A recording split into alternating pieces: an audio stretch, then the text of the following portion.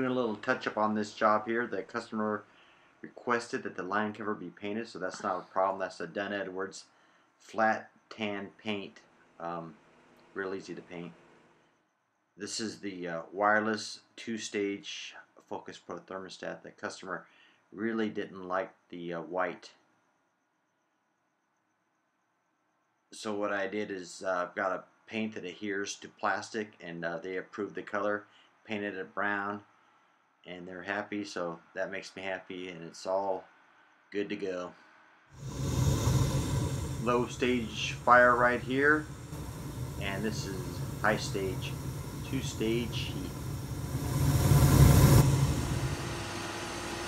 RA17 two-stage, 36 by 36 by 51.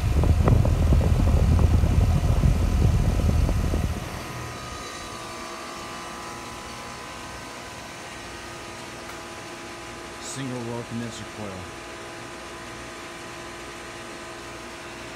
Line cover's painted. It's flat tan.